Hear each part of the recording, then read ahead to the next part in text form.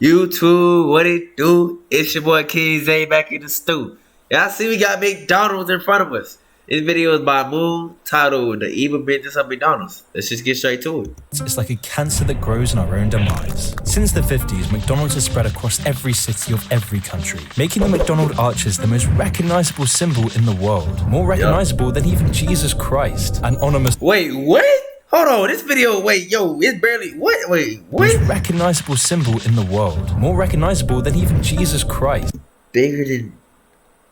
That's crazy. An ominous sign of the times we live in. But the truth is, this trend isn't stopping anytime soon. In fact, McDonald's is projected to grow another 10% in 2022 alone. But why? Why is McDonald's growing so fast when our economy is crumbling? I mean, economists are projecting that we're facing another wide-reaching recession. Businesses are seeing their profits plummet. Workers are seeing their wages stagnate. And yet somehow, McDonald's, a company with many cutthroat competitors, a company that's been shrinking, a company that only sells fast food, is now seeing their profits soar. And this isn't an anomaly either. During the 2008 recession, McDonald's actually saw higher sales, with the company opening up 600 new locations. So what's behind all of this? How is McDonald's growing so fast? I'm and trying what to makes figure McDonald's out. I can't tell you the last time I ate McDonald's, not because it's nasty. I don't understand, I guess it is nasty to some people. Some people just say it's nasty just to be a part of I guess cool and be like, yeah, I don't eat out.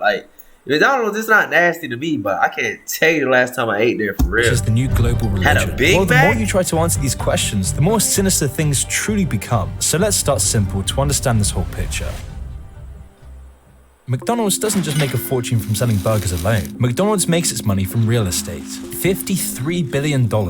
This is the value of all McDonald's real estate, making it one of the largest commercial real estate owners in the world. And this allows the company to expand into every town and city through franchising. It's why more than 85% of its restaurants are owned by someone who pays a fee to license the McDonald's name and brand. The deal being that McDonald's knows the precise ingredients and locations that make money, building up its property where most people go to work and school, usually setting up shops at intersections between two high traffic roads with traffic lights and parking. McDonald's then leases their location through a franchise agreement where all the details behind McDonald's cooking, the ingredients used, the menu, the opening hours, and pricing is firmly controlled. The tenant wanting to operate the restaurant pays an upfront investment and then a 4% fee on gross sales and a 10.7% of sales towards rent costs. So then why are people agreeing to such tight requirements? Because they know it's a safe investment. Because they understand something. They understand that they will be making bank from workers in their commute and hungry, easily influenced children. But then, why does any of this actually matter? Well, the thing is, this business model is only good for so long, because as the times change and we learn about just how damaging fast food and sugar is, we move on. When people learn more, when people are happy and healthy, McDonald's crumbles. And when less tenants want to buy McDonald's property and less people want to buy McDonald's burgers, McDonald's shrivels up. In fact, this has been the case for the last decade. Over the last 10 years, McDonald's has seen its company begin to shrink. In 2015, McDonald's closed more restaurants in the US than it opened. This hasn't happened since the dark ages of the 70s, with McDonald's claiming it would close 700 locations. And then in 2020, the company was in its 5th year of declining sales, again closing more stores than it opened, all while competitor businesses like Subway were continuing to grow. But then suddenly a virus happened, the economy was shut down. I was thinking that was why. That just made sense, because everybody was ordering that DoorDash, Grubhub, and McDonald's to the crib. It just makes sense. People's incomes collapsed. Depression ensued, anxiety rates doubled, and McDonald's cheap, so profits began to soar. So why was this the case? Well, simply put, McDonald's is recession-proof. Because McDonald's makes money when you are poor and miserable. As I mentioned earlier, McDonald's makes far more money through real estate than it does through burgers. The basic advantage of this is that not only does McDonald's make bang through fees and rent costs, but McDonald's also hardly pays any tax. Because by being a real estate company, it means recessions drive real estate depreciation. This then becomes a tax deduction for McDonald's. McDonald's then also uses royalties from its franchising process to avoid paying $1 billion in tax than it otherwise should have done. But then during such a recession, McDonald's will swoop in and buy up depreciated property. But the best part of all is that recessions make for miserable, desperate customers. With standard of living sinking, inflation skyrocketing, wages stagnating, prices rising, atomization, depression, who is he? Why do I keep seeing this then prompts a desperate influx of customers to McDonald's as a last resort. A last resort for the silent forgotten majority who realize their economic future has been sold down the river, having to move into pods that are plagued with water streak stains and infested with moss. all to compete with the rest of the drones as a service industry minimum wage slave, squabbling to work for McDonald's, squabbling to eat at McDonald's in dystopian metropolises just to feel 5 minutes of cheap happiness. Yeah, okay, so McDonald's is recession-proof. I do feel like I feel terrible after I finish Well, let's take a quick look over the last 50 years. In January 1971, McDonald's would introduce McDonaldland, a world of imagination, wonder, obesity, and disease. Ronald's gonna take you on a trip through McDonaldland. They fries be busting, can't count. You cannot count. The advert was a hit, that commercial was manipulating the hearts and minds terrible. of children to munch on McDonald's. And soon enough, Ronald McDonald became a household name. He was relentless. This got to be one of the scariest humans to ever grace this earth. Like, no cap. And he's really advertising for kids. Like, this is insane. He I stuffed still beat down his ass. children's throats through cartoons, video games, TV, and films. And all of this marketing to children worked wonders for McDonald's. So they would start to take this marketing to a new level with the creation of the Happy Meal, a genius meal box with cheap toys to lure children into getting addicted to the McDonald's. Getting home from that little soccer game, little sports game, you 7, Mom, can you stop by McDonald's? What you want? You know I need that Happy Meal. No cap. I need that. For life. Children would squabble cheek by cheek to get the best toy. Marketing to children attracted to mass-produced muck who were too young to eat with their mouths and instead eat with their eyes. And this marketing in particular worked extremely well, doubling and even tripling McDonald's' average weekly sales. But most importantly, this addicted a generation of children to McDonald's, clogging the arteries and colons of millions with their addictive recipes. Recipes loaded with sugar and saturated fats. Recipes that led to disease, despair, and depression. In the words of Theodore Dalrymple, I deplore McDonald's' disgusting products and despise the childish and garish decor of their canteens. They detract from the quality of our civilization. Adding that, if someone were to tell me that children love these restaurants, I should reply, but that is precisely why it should be a criminal offense. And look, most of us already know this by now. We all know that McDonald's is bad for you. But what you might not know is that the growth of McDonald's has a very strong correlation to the growth in obesity. According to the World Health Organization's data, there is a strong worldwide correlation between obesity and the number of McDonald's restaurants. Now, why is this the case? That's the well, same. The most basic answer would be that McDonald's is unhealthy. Since the late 90s, why is this the case? Who is this? Well, the most basic answer would be that McDonald's is unhealthy. Bro, if Sloppy Joe was a person, like he daily like his name is Sloppy Joe. First name Sloppy, last name Joe. Like, just look at how he eating. Who married you? Who put that ring on you? You know what? I'm yelling. I'm in the library. I need to chill on you. You lucky, Sloppy Joe. You lucky.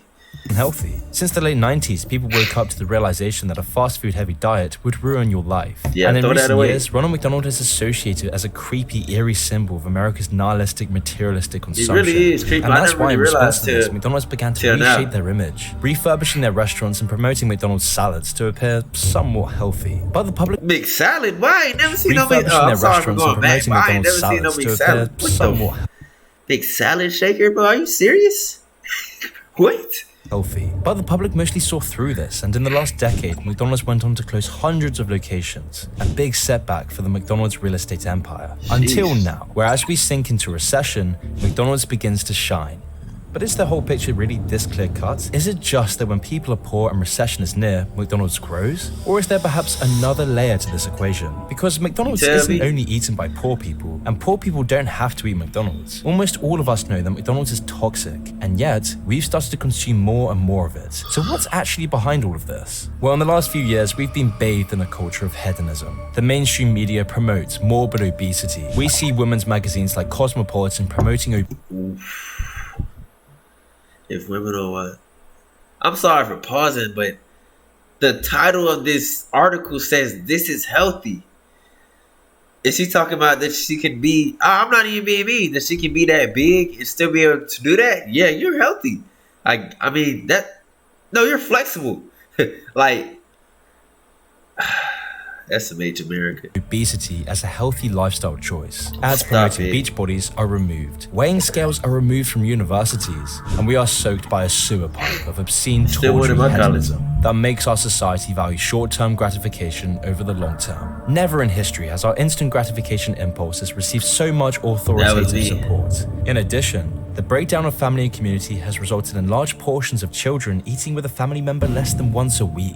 Instead of coming together to eat with the family, children and adults are now constant grazers. The new dining room is the bedroom. And when you have a generation of people who are raised by celebrities, I do not eat with my folks stories, at all. manipulation becomes easy. Which is why since 2020, McDonald's has been aligning itself with celebrities, partnering up with people like BTS and Travis Scott, plastering celebrity faces onto its junk. This hasn't happened in over 30 years, but now McDonald's is radically changing its marketing, which has allowed McDonald's to surpass its pre-pandemic sales. And then compounded by deep economic recession, stagnating wages, and rapid inflation. And it all starts to make sense why McDonald's is recession-proof. Because McDonald's isn't just recession-proof because of its real estate business model. McDonald's isn't just making bank from franchising its estate. McDonald's' true money comes when a population is wading in a swamp of anguish and despair, imposed by a culture that has ruined their economic prosperity, ruined their long-term gratification, destroyed their communities, and broken their families. A culture that never seeks to uplift, to enrich your life with meaning and purpose. A culture that instead seeks to fatten you up and drag you down, where you're buried under an avalanche of poison junk that provides you only with a quick dopamine hit and long-lasting addiction, where your role models are used to manipulate your primal senses into feasting on junk food, where your economy and culture has been desecrated under a crony he just roasted there right now, like he's still going. That's when you see McDonald's grow. So over the next year, as we're plunged into a deep recession, look out for McDonald's. Look out to see the rushing crowds squabbling for McDonald's, because only then will McDonald's recession-proof business model begin to make sense. Only then can you understand why the McDonald's arches are more recognizable than Jesus Christ. Now here's a word from the video sponsor, Master. Yeah, WVN though. Hey, I did not know McDonald's was living like that. Yo, they catching more bodies in Ukraine or Russia. You feel me? That's, hey, no offense. No, it's just a joke. Don't take me serious. It's just a joke. Chill. Yeah, man. Y'all like this video, man? Give me a thumbs up. Comment down below what else y'all want to see. If you're new to the channel, subscribe. I'm out, bruh. Peace.